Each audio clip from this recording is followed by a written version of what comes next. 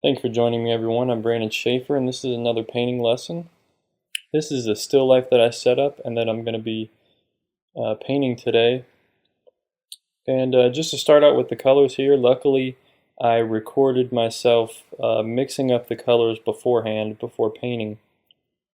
So I have titanium white, cadmium yellow light, cadmium red medium, ultramarine blue, some burnt umber, and the pile of purple and the pile of green off to the right.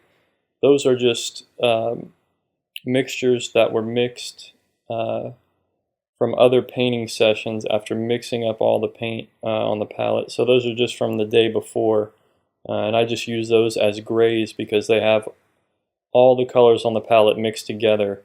There's just more of other colors, like in the purple there's more red, and in the green there's more green in it.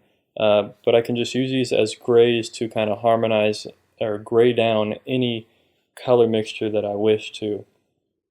It also saves me some paint. So once I have enough on the palette, once I have enough leftover paint, I just tube it up as a gray into a small paint tube, and that way I'm not wasting any paint, I'm not throwing a bunch of paint away. So I'm using oil paint today, if you couldn't tell already. This is Gamblin oil paint. And I usually do this before my paintings. I'll just take 10 minutes or so. I think this is going to be about 8 minutes of color mixing, and I just mix the main colors that are involved in the painting. And it's very simple. It's just a few colors, 6 or 7 probably, sometimes less, sometimes more. This painting is very simple. It's a lot of warm tones, very orange tones. So I think what I just mixed up there was the background color. It was just burnt umber and a mix of all the other colors, basically, to get a very dark mixture.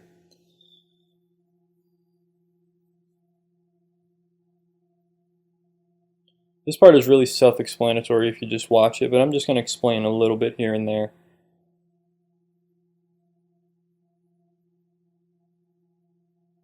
So I'm obviously going for an orange mixture now. So it was red and yellow, and now I'm dipping into the gray. So this automatically will gray it down, and it will harmonize with everything else, every other mixture I'm going to make, because it's going to, this orange, or this kind of browny orange, is going to have something in common with all the other color mixtures. So now I'm just kind of adding a little more saturation back into it by adding some yellow and red. Just slowly tweaking the color, trying to get it to where I want it. I'm kind of making a secondary mixture based off of that mixture, just a lighter version of that, which will kind of be like the highlight for it, the highlight color. The other color is more of the average tone, and this is more of the highlight color. As you can see, I left some red next to it because red is really strong, and if I need to, I can mix in more of that red. Or if while I'm painting, if I need more red, I can just dip into that pile instead of taking from the big red pile. So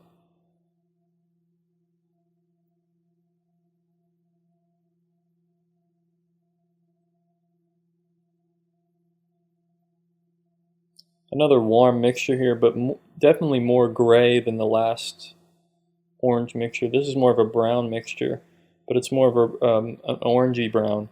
So I started off with the red and burnt umber, and then dipped into some yellow, and so it's basically orange with burnt umber. And then I'm adding some white to lighten it up. And there you can see again, I touched a little red, and now I'm making a secondary mixture based off of that mixture. And this is going to be more of like a shadow color. or just a different tinge of that color, more of a red-orange tone, or hue, whatever you want to call it, color.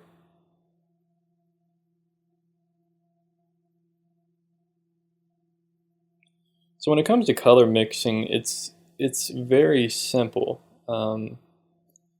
I think most beginners and a lot of folks out there just they overcomplicate it when it's a very simple process, color mixing. And the mixture I'm creating right now is just the color of the white sheet that everything is sitting on. Now I don't want this to be completely just straight white. It's not straight white, so I have to paint it as I'm seeing it, and I'm seeing it as kind of a grayish, but it's a warm gray. So that's what I did. I took some of the dark color that I had and some white, mixed that together, so now it's more of a toned down, it's like an off-white.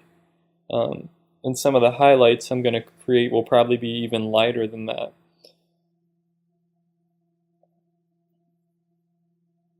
So when it comes to color mixing, it's just it's thinking of the base color that you need. Is it red, orange, yellow, blue, green, and then just graying it down from there and tweaking it how you need to tweak it. Is there more brown in it? Is there more red to it? Is the value lighter or darker? It's a very simple process, honestly. You just have to think about it very simply. And you're not always going to get it right on the first try. Sometimes I mix up these colors and then they're a little off, so while I'm painting I have to just kind of mix up some more color or change it a little bit. I'm just getting as close as I can.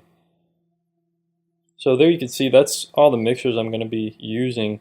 Very warm, slight shifts between each one, but just very brown, orange, warm, reds, and some white. So now I'm starting off a small brush. It's probably a number 4 or a number 6. I usually use, sometimes with these smaller paintings, this is a 6x8 canvas panel. Usually I can use one brush for the entire painting, because it's just kind of like a study. I'm just trying to capture the right colors, the right shadows, the right values, everything. And I'm using, to start off with here, it's burnt umber, just really thinned down with Gamsol, odorless mineral spirits. So it's almost like it comes across as like a watercolor almost, because it's thinned down so much, but it's not dripping or anything. So I just start out with a sketch, real simple.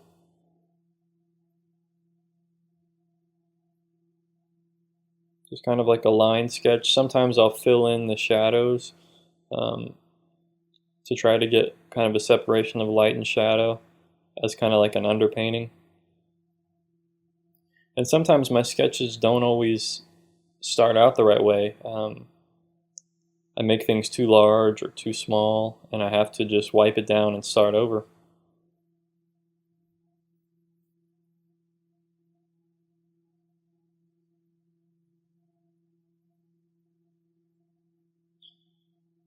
And with this composition, I wanted to, I liked the sheet kind of taking up most of the painting. It just kind of pushes everything up, and you know, I'm kind of creating a focal area. And there you can see I'm wiping this down because I started drawing out things too large, and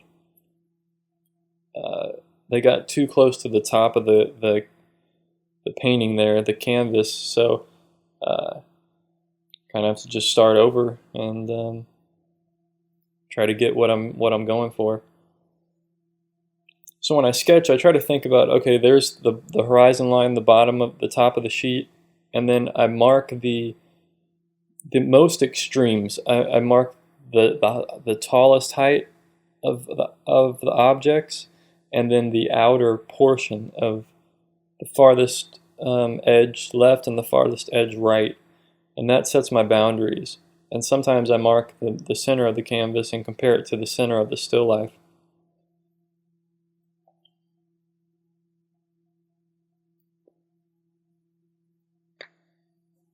So I just start off with little marks that signify, the edge of this object.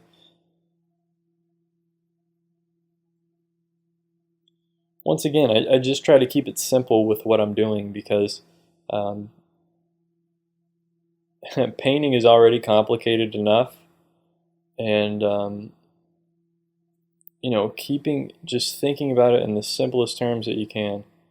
That's what I want to stress, because a lot of beginners or just some artists, it doesn't matter how far along you are in your journey.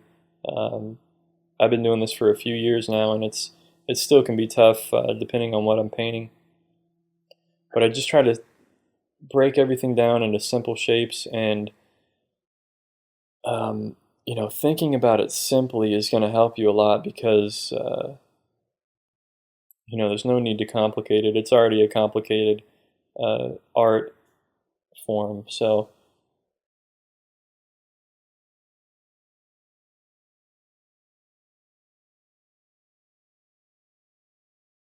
yeah, like I was saying, most artists can already be kind of scared or afraid or intimidated by certain painting glass or painting shiny objects or copper objects, or just painting anything. So if you try to just simplify it and not be so afraid of messing up, because like I said, I messed up in the first 2 minutes of painting this. I had to wipe it down and start over.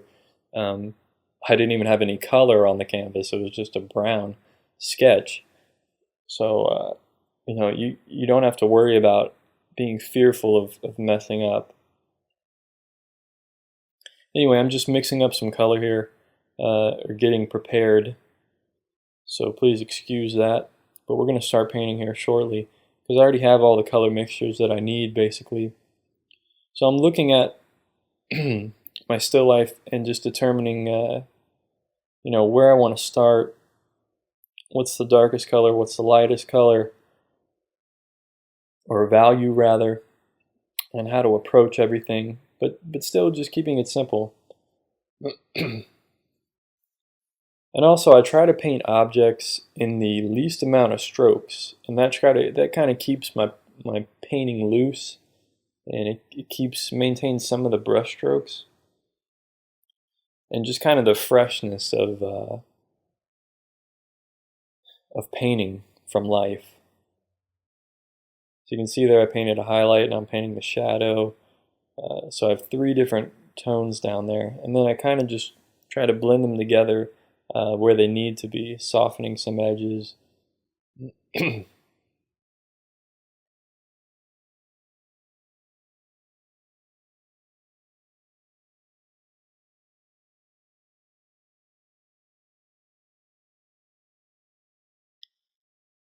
So you can see how I already jumped to the second object. That first object I put about, anywhere from like 4 to 7 strokes, but it's mainly 3 strokes. And then just a little bit of, variation in there, softening and blending it down. Now I'll jump back to that object a little bit later, but I'm just trying to get colors down. I'm trying to get these tones down so that I can start judging everything a lot better, start comparing everything. So I kind of get the shadow down, I get the highlight down, blend it where I need to, and then just jump to the next object and get these base colors down so that I have something to base the rest of the painting on.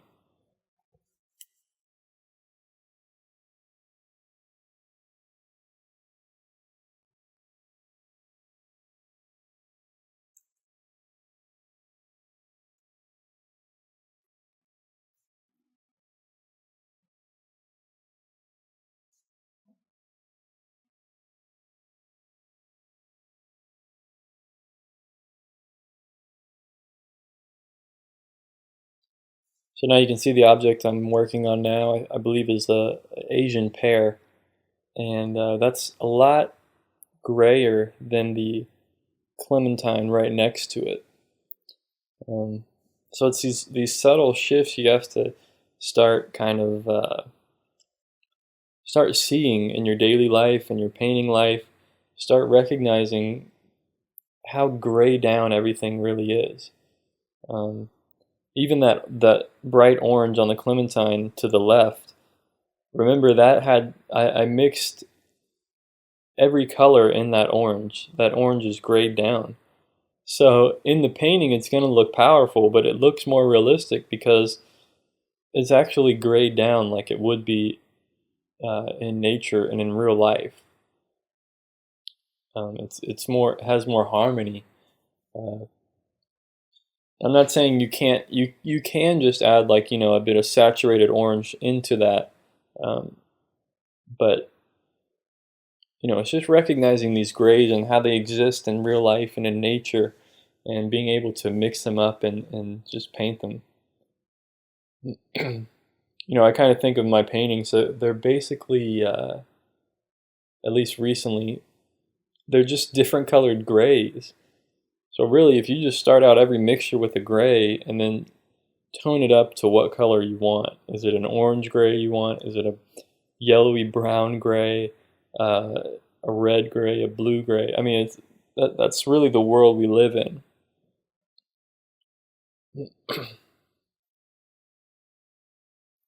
So now I'm putting some of the highlights down.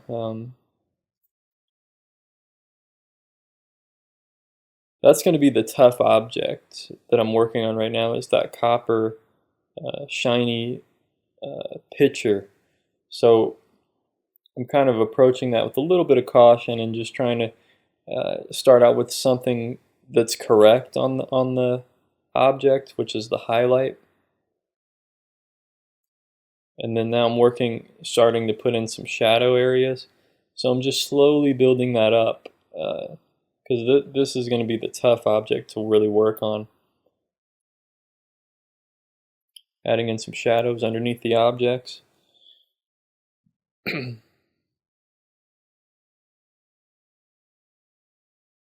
just notice how carefully I'm doing everything.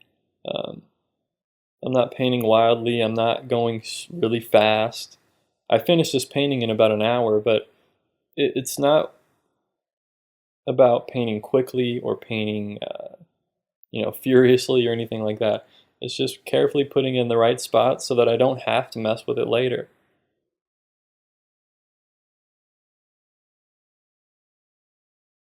So I'm just looking at my object while I'm painting this. I'm always glancing back at the still life. I'm squinting and just carefully putting in these brush strokes, blending out a few things.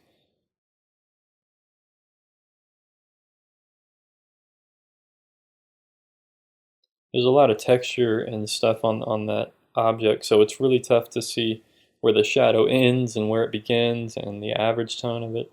So it's just a slow build up for painting it.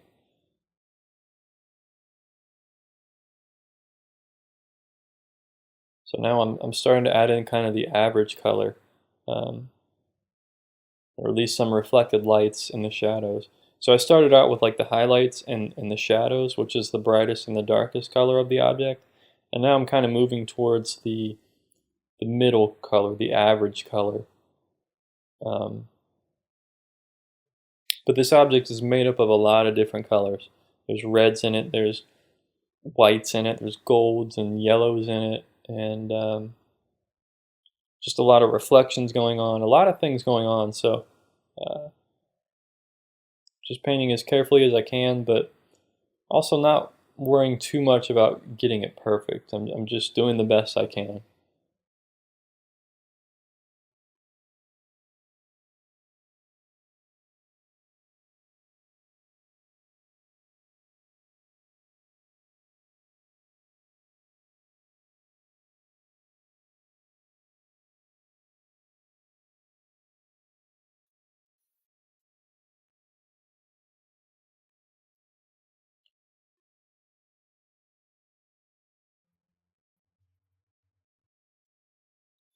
So the colors I'm painting in right now, they're kind of reflections from the fruit surrounding it.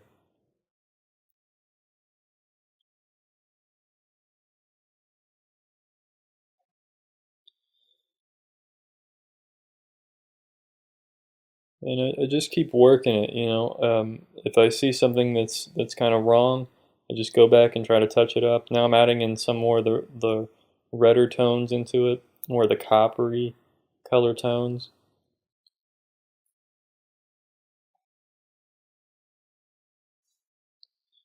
And this painting is only so big, or should I say small, so I mean I can only add so much detail that my brushes will allow me, and I don't really enjoy painting with a very fine small brush. I mean sometimes I have to get the highlights and things that I need, but for the most part I like keeping the brush strokes there, and you know, I've been using the same brush this whole time.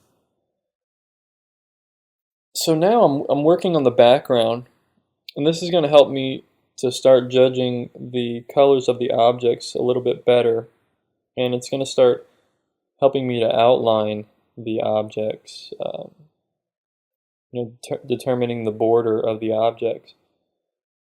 So once I have the objects pretty much filled in, I'm going back to the background and kind of trimming up the objects where they need to be, and just kind of cutting them out with the background, as you can see right there.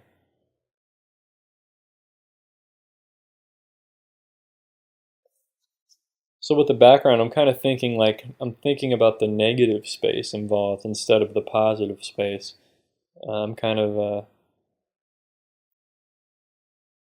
I'm shaping the objects now. That's why it can be difficult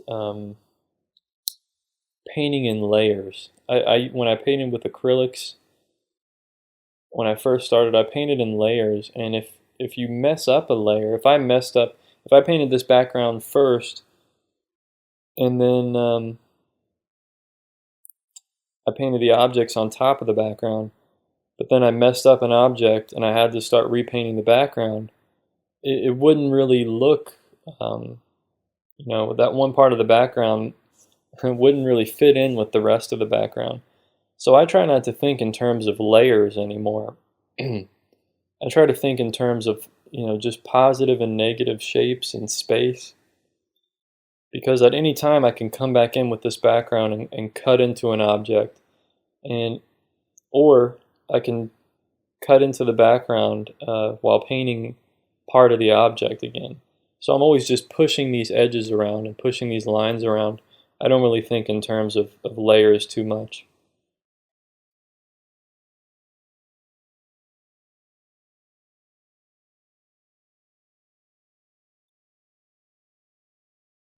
So there you can see I'm kind of sculpting the small picture there with the background. And a technique like that comes in handy when, if you have a small line, a dark line within an object, instead of using a small brush to paint in that dark line, sometimes what you can do is paint the dark area first with a larger brush, and then paint the light over that dark, leaving just a small line of dark. I hope that makes sense.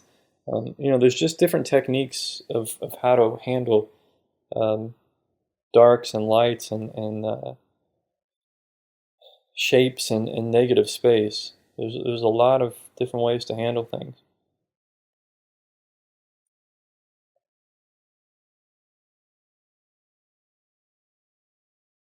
So I'm just taking my time here to get some good paint coverage on the background.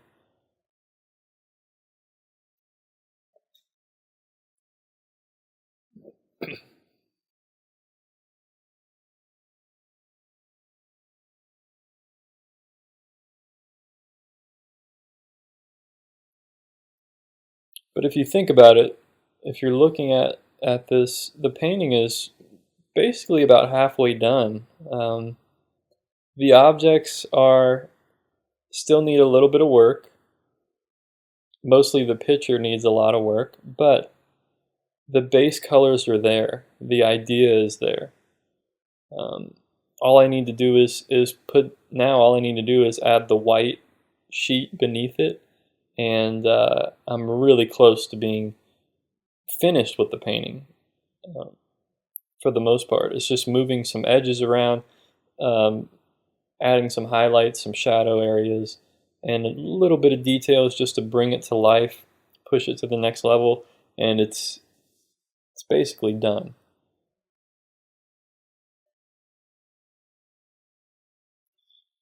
So kind of when you're starting a painting, it's just breaking that down um, in simple terms. That's what I kind of mean. So you break the objects down into simple, basic color shapes, color notes, and then you have the background and you have the foreground, or um, in this case, I have the background, which is the dark sheet, and then the foreground, which is the light sheet, or basically what the objects are sitting on, and then I have the object. So it's very simple composition, but it's a powerful painting, showing these slight differences in these warm colors, and it's just a study of these warm tones. I really enjoyed painting this one.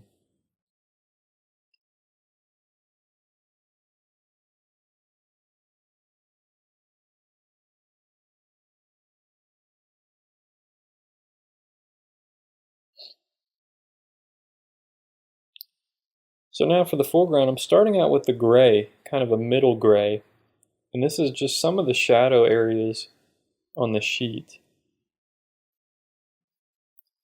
And what I like to do with the white sheet and kind of lights like this, I start out with the darker areas, and I kind of slowly build up to the brightest lights at the very end. And it just helps me judge the whole painting better, and it helps me not get false accents. And what I mean by false accents are getting something too bright when it doesn't need to be that bright, or too dark. And just starting out with the gray like this just helps you judge that better. So now is the fun part, is just trying to stay loose with it, but I'm painting in all these different creases and stuff from this unironed sheet. And it's a lot of fun, and it just adds kind of an abstract feeling to this painting a bit. Um, the objects are so carefully painted, and then with the sheet, I get to just layer paint on here and leave brush strokes in there and just have a lot of fun with it. I probably overpainted it a little bit, but in the end it comes out okay. But there's just a lot of great strokes in there that I ended up painting over. But that's what painting's all about. It's just finding that balance and where to stop, how to know when to stop and when to quit fussing with it and messing with it. That's one of the big challenges with painting.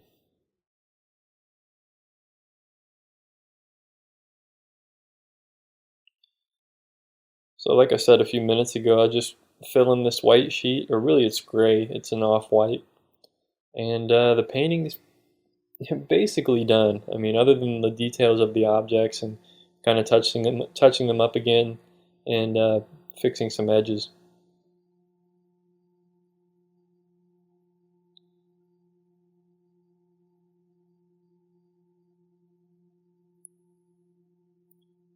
I hope you find this video helpful so far, and just seeing how I paint in real time. None of this is sped up, none of it's slowed down. This is me actually painting.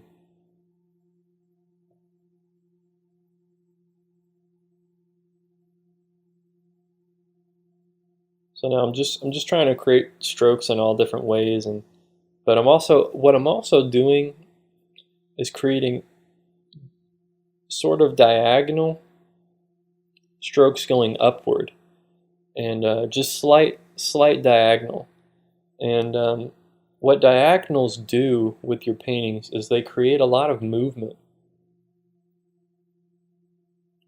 I mean, if you think of perspective, like if you're looking down a road or down a railroad or something, there's diagonal lines going to a vanishing point, and that creates a lot of movement. And that's not present in this painting, but the sheet there, a lot of the creases, I can create creases where I want and kind of direct a line pointing up toward an object.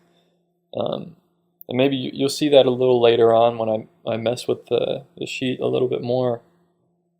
And it allows me to create a movement up toward the objects.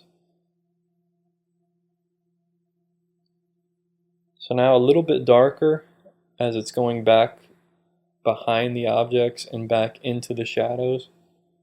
So the sheet, you can see, just got a little bit darker. And I'm going to blend that edge out, and that's going to create a little bit of depth as well. It's kind of pushing that edge farther back. And that's the real difficult part with this painting, is getting that edge all the same all the way across. And you can see I messed up some of that object, but I'm just going to paint the object back in. And that's what I meant earlier when I'm just fighting back and forth with the edges, just playing it back and forth where I need to.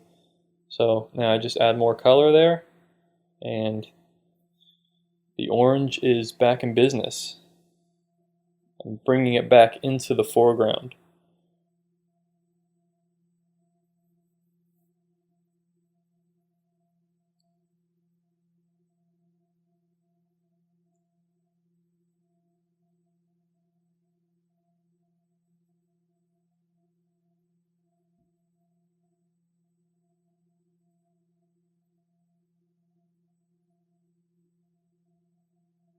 So now I'm probably just cleaning my brush, mixing up some other color, you know, looking at things, seeing what I'm going to do, how I'm going to fix it, what's the next stroke I'm going to paint. Just kind of evaluating everything.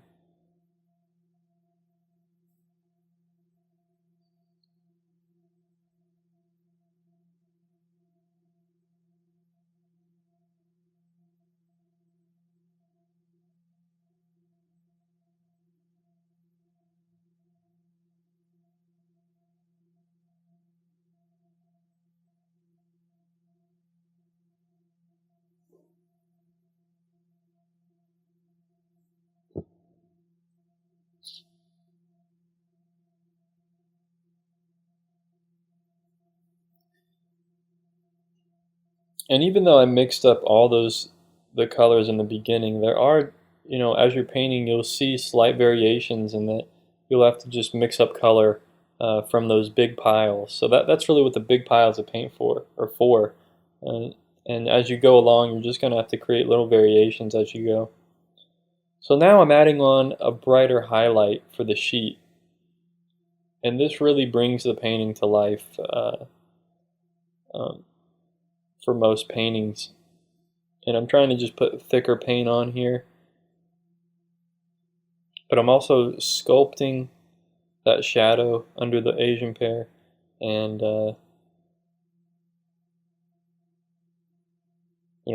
varying my pressure with the brush. Sometimes I'm barely even touching the paint. I'm moving the paint around without even touching the canvas. I'm just touching the paint. So now I'm kind of just blending that edge down softly, creating some highlights down at the bottom. Because there's a bunch of different creases and things in the sheet, so there's going to be areas where light is hitting this sheet down at the bottom there.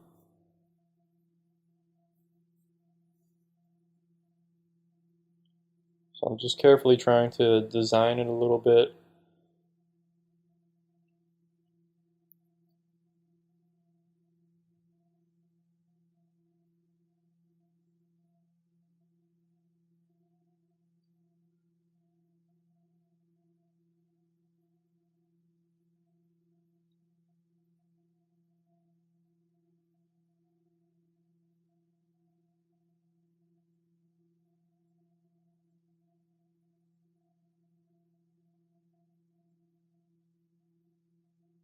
Cutting into the object there, cutting into the orange. Sculpting the shadow a little bit, blending the shadow out, softening it. So it's these real subtle details, these real fine things that make it look realistic.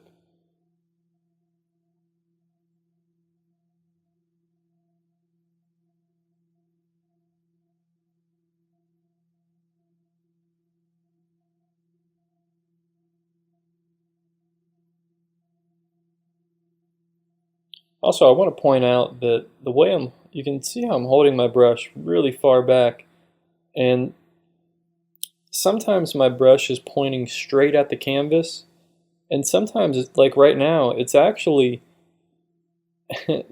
right next to it. It's kind of parallel to the canvas instead of being perpendicular to the canvas. And that allows me to get more paint onto the surface. So you have to understand and just play around with these different ways of holding the brush and different ways of applying paint and different techniques, and you'll start to understand how the materials work and how the paint reacts to certain things.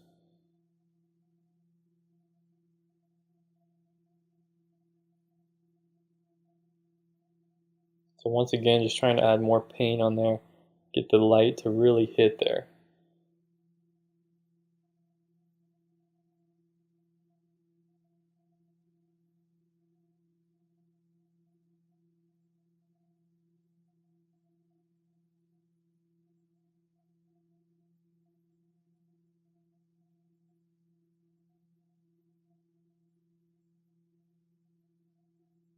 So once again, just mixing up some color. I still have a little bit of canvas that I haven't painted yet off to the right. I'll probably get that in just a few minutes here. Just blending out the edge a little bit more, making sure that it reads straight across.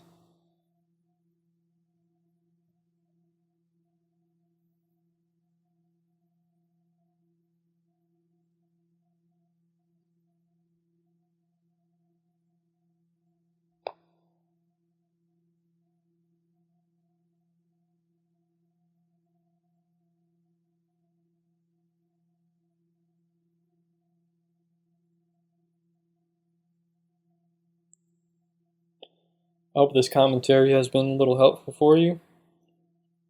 If you have any questions, just please post them down below in the comment section, and I'll do my best to get back to you when I can. And if you have a really good question, I'll make a video doing a demo or addressing that question. Just depends on the question, so don't be afraid to ask. And there we go, filling in the canvas there once again. Now the whole canvas is actually filled with pigment, with color.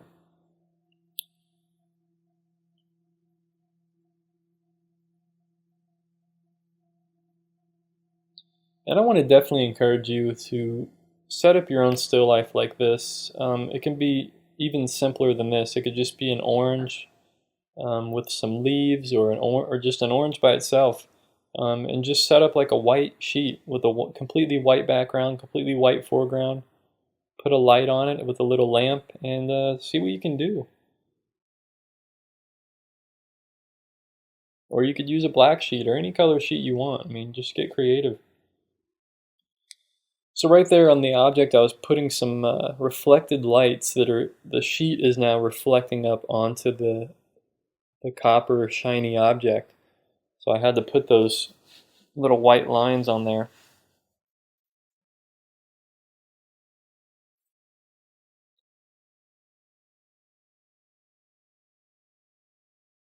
And you'll see more of that toward the end here. I'm going to be working basically on that copper object. That's what's going to need most of my attention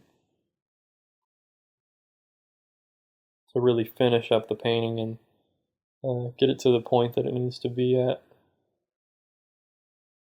So right now, still working with the foreground, just adding more lights and things and areas.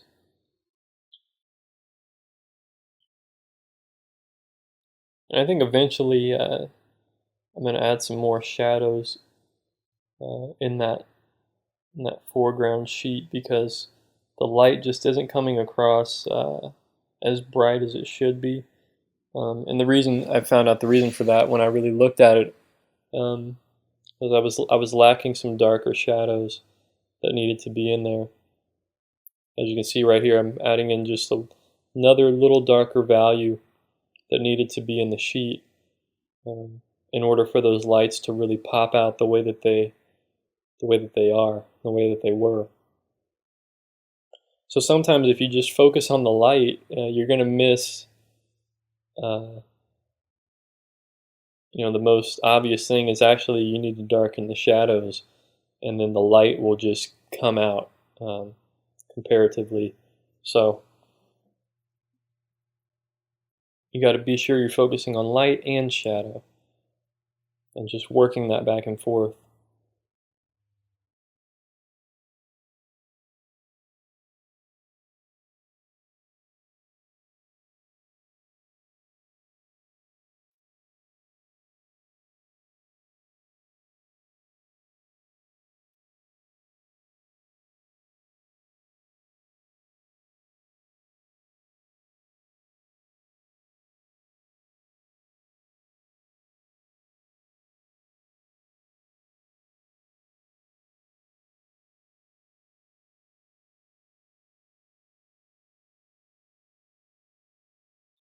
So there I am now, finally touching up that little clementine, softening up the edge, blending it a little more, even using the finger there, finger painting, you know what I mean? I probably use my finger more than I should to blend things, but it works. So working on the other clementine now, or adding in some highlights and reflected lights. There we go, using the middle finger again to blend.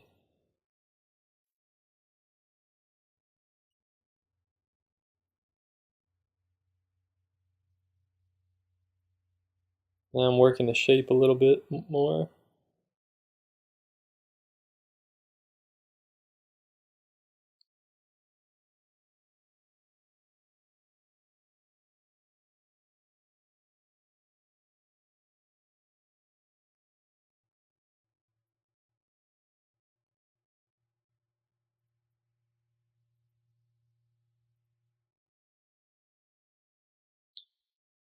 So now you can see I'm being a lot more careful now than I was at the very beginning. So as the painting goes on, you have to be more careful and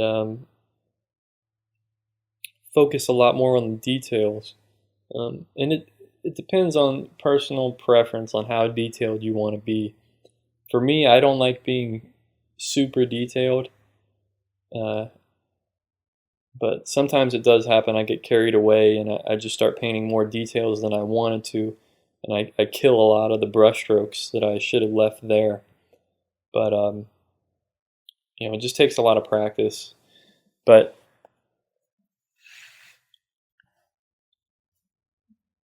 so yeah, as the painting goes on, you start focusing on smaller and smaller areas, and you get more and more detailed.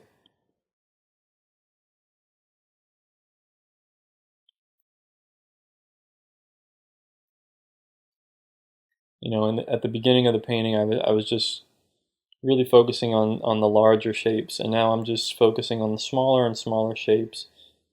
Still working the whole shape, but now I'm just focusing on smaller areas of color.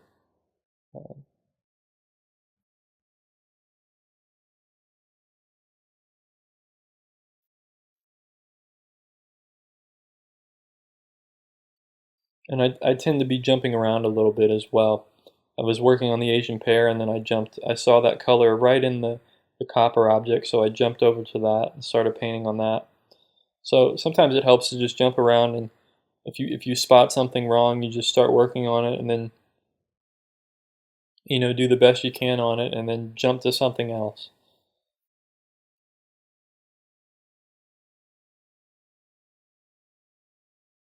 Blending out that shadow a little bit more. Now it's starting to look a little more realistic.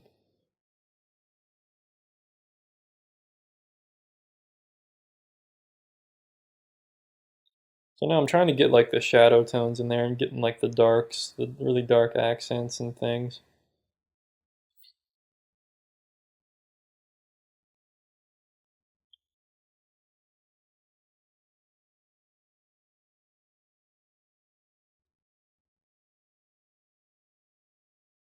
Trying to figure out how I'm going to paint this copper object and get it to come across realistically. It's quite a challenge because there's so many little things going on in it, but trying to just focus on the main, the main aspects of it. The light, the shadow, and then kind of like the average color of it. Small reflected lights, reflected shadows.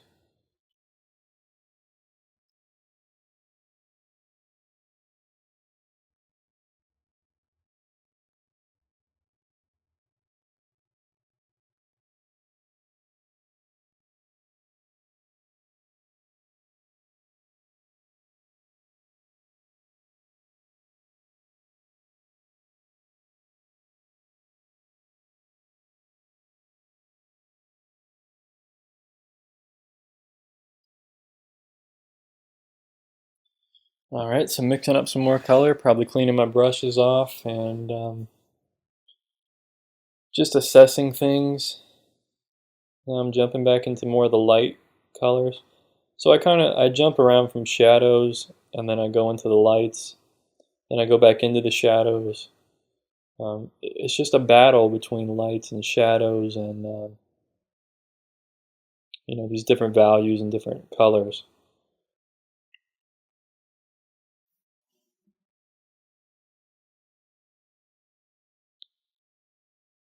So now looking at this object, you can see how much variation is actually in that now. From me putting all these little dots of color and little notes of color, all the variation involved in that object to make it look realistic. If you look at the very beginning, if you remember at the very beginning what it looked like, it didn't have this much variation. So really kind of that reality of it is getting that degree of variation, and all those different little tiny color shifts. So now I'm trying to get kind of the texture in there, all these little indentations and dots of light and things. But I know what's really going to bring it to life are the highlights on this object. That's what's really going to make it pop.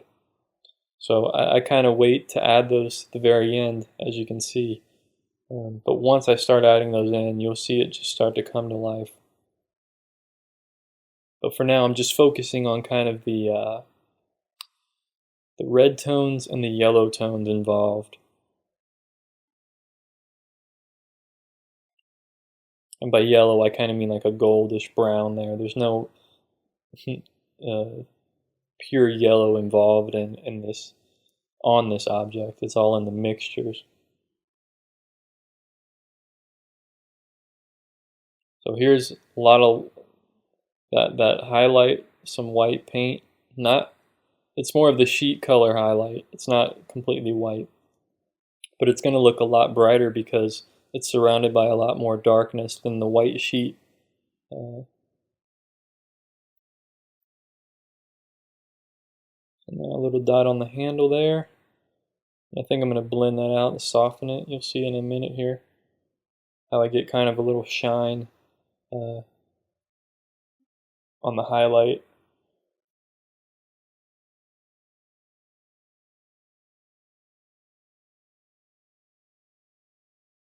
So I'm kind of warming that up a little bit. It's more of a yellowy, it's not completely white, it's more of a yellow highlight. And see, I soften that edge there, and then I go back in and add a really bright highlight.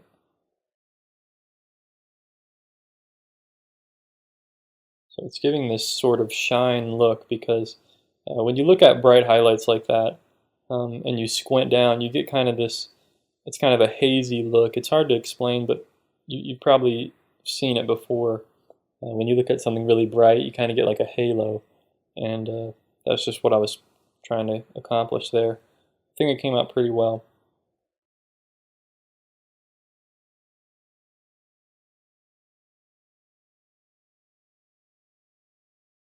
So now I'm working with a smaller brush now, just trying to get in some of the little bit more of details,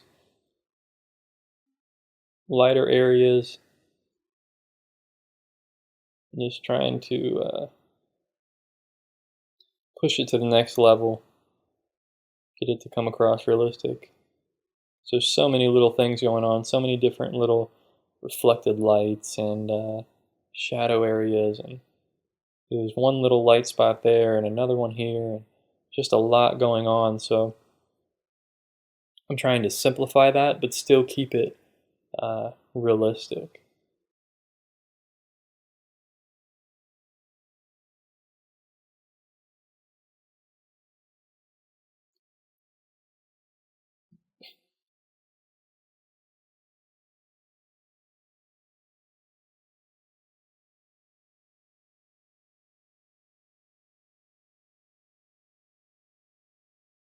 So now I'm transitioning to another, using a different color, probably. I'm cleaning the brush off, probably taking a step back, assessing things. Where do I need to go to next? So now I'm going with the background again, a background color. And actually it's a little bit lighter than the background, and what this is doing is creating a little bit of a halo effect. So I lightened up the background just slightly, and I'm adding that right above, it's probably like 1/16 above the object, blending it out a little bit, and that just creates kind of a halo effect.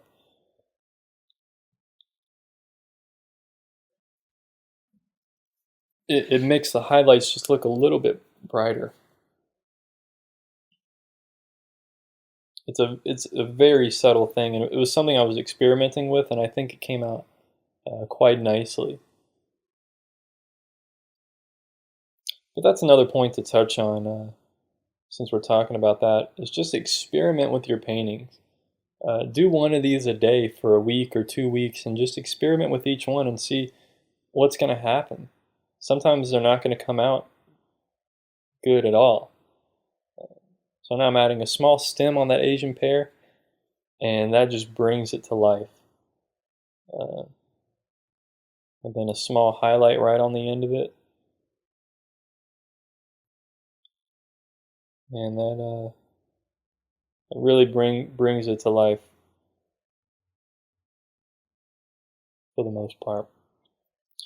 So it's these small little details that can bring something to life, but if you get the rest of the painting wrong, they might not help that much. The painting would have been just fine without that stem, but for me, it just added a little bit more to it. Adding some little green stems on the oranges there, or clementines.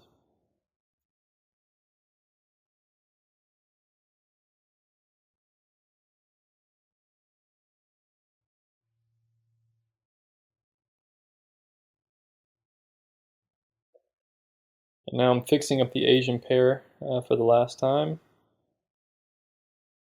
Fixing the shape, and also changing the value just a little bit, brightening it up a little bit.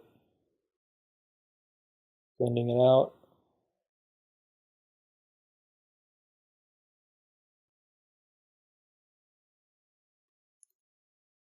Trying to get that nice smooth transition that I'm looking for.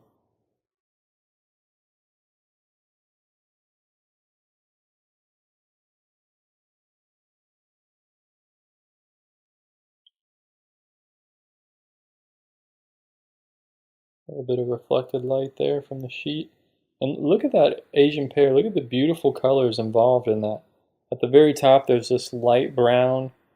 As it goes down, and the orange is kind of reflecting onto the pear, so it's creating this redder, deeper redder tone. And then as it gets to the bottom, where the sheet's reflecting, it gets warmer, more golden. I mean, it's just so many beautiful colors in there. It's so subtle. But those changes are what you want to be looking for, just those subtle color shifts, subtle value shifts, and you can create beautiful objects. I mean, beautiful paintings.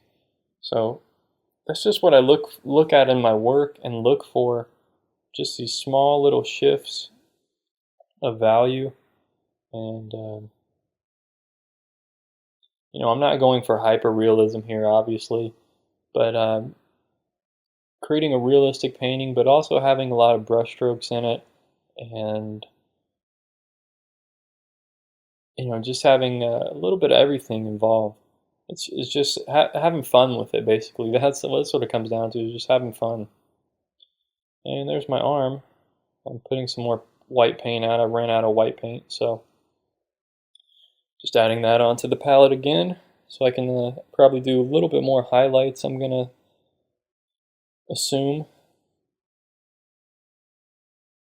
Still working that copper object. It looks a little bit lopsided, and I think I realized that the drawing of it's a little bit off, so I'm going to have to fix that up right at the end.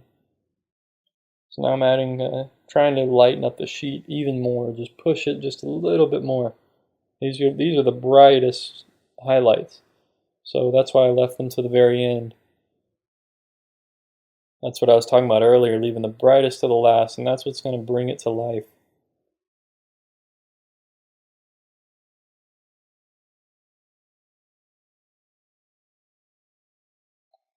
There I go, messing with the foreground again, of course, or messing with the sheet.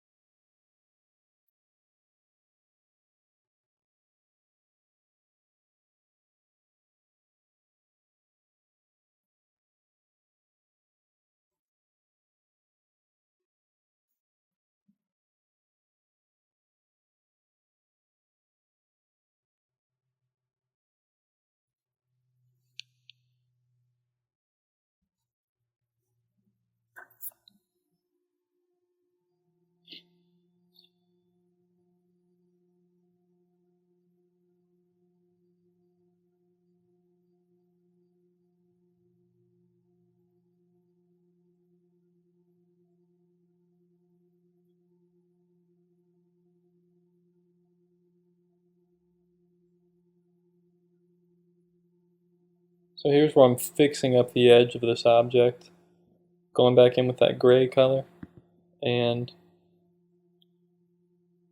it's sticking out just a little too much on the left side, so there I'm kind of carving it out and making it look like it's supposed to look. So sometimes you get really far in a painting and you notice that the drawing's off just a little bit, and you have to sacrifice, you have to be willing to sacrifice the entire object. It's just paint when it comes down to it. It's just a painting. You can always paint it again or recreate it. So I had to just sacrifice a little portion of it there, and take a chance of messing up the background, messing up the foreground, messing up the object. But just realizing that it's just color. I can always repaint this.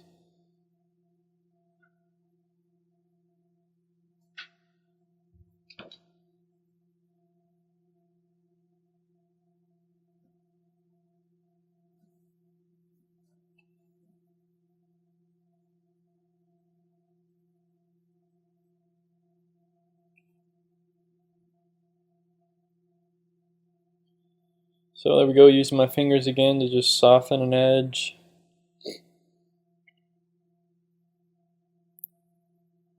You don't have to use your finger. You can actually use like a really softer kind of like a sable brush. I just didn't have any laying around, and I didn't even really think about it. And like I've said, I've been using this same brush the entire painting. So I just use my finger sometimes to soften things, and there I fix it up a little bit with the brush. That's also a fun challenge to do, is just pick like a medium-sized brush and try to just do the entire painting with that one brush. Of course, I did use a smaller liner brush for the little highlights and things, but other than that, I've used this same brush the entire painting.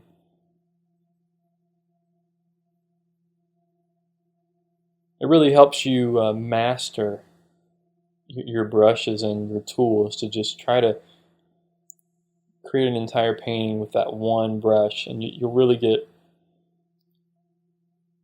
you really understand how brushes start to work for you, and you just have a greater understanding of your materials. So now adding in some of the darker darks back in again on the object. So this was not like an easy object to paint. It's pretty tough, but I mean, I had to just keep pushing it back and forth, and getting it as close to what I was seeing. Eventually I'll add in the lights, which will be the reflections from the white sheet. Those will be in the bottom. So I'll be adding those in eventually, and that will kind of bring it home here within the next few minutes, basically.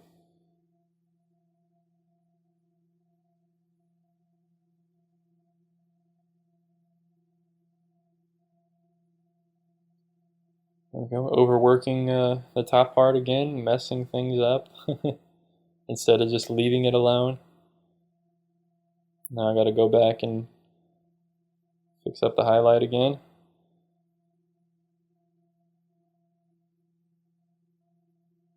Like I said, sometimes I get a little bit too detailed, which can be a bad thing, but like I said, it's personal preference for everyone, for every artist out there.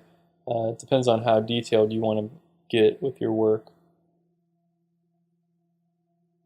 I can't tell you what's right or wrong, and nobody can tell you what's right or wrong.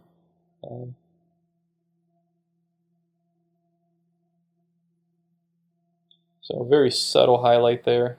See, I put it down and then I can blend it out, take it off with my finger, and the object just starts to look like it's glowing, basically. Or at least the highlight is kind of glowing. It gives that sense of that it's really bright.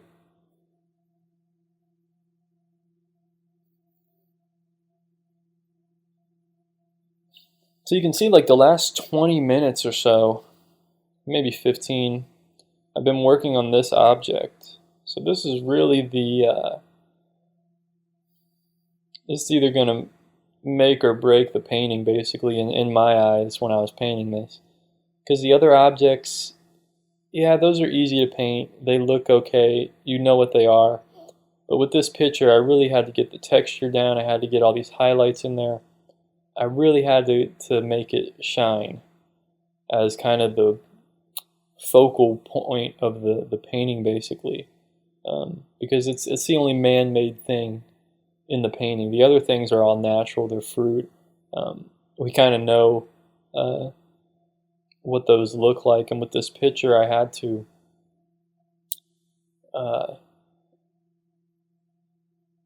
I just had to bring out the realness of the object, basically. So now I'm adding in some lighter yellows and things here. This is where this painting, where the object starts coming to life. Like I said, when you save those lights for the last part, that's when it starts coming together. And I may eventually have to go back in with some darker darks once again. It's just battling the lights and darks, but usually at the very end of those lightest lights or the darkest darks that are going to really bring out the life of the object. So like I said, there's the darks again. Like I said, there's a lot going on with this object. There's darks here, lights there, darks there. So you have to be just really mindful of what I'm doing, where I'm putting things. Because there's so many reflections going on and things going on.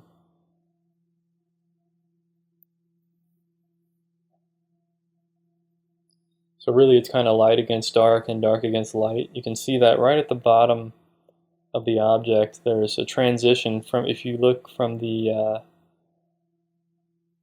on the left side of it, it's light with dark above it, and then as it gets to the middle it's light with dark beneath it, and then it's light on the bottom again. So that was a really difficult transition to try to paint, and I think it came across pretty nicely.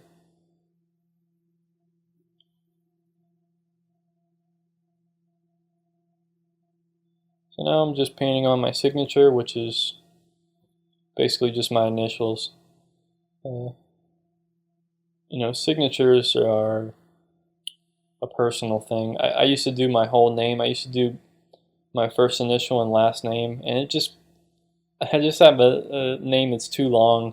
So for these smaller paintings, I just started painting my 3 initials, which is B-A-S. I could just write BS on it, but you know, I get some laughs if I do that. So I just put my 3 initials. Very simple, pretty easy, and that's the finished painting, and you'll see a close-up here in just a second. And a look at my palette after I mixed up all the colors. So there's the real colors of the painting and the brilliance of them. You can see the shine on that object just really came out. Losing the left edge on that object really helped. So there you can see just a lot of how much I mixed up different mixtures, and all the browns and oranges look very similar, but they're different. Obviously, when you look at the painting, they're different. So it's those subtle things you have to realize. Anyway, hope this lesson helped you.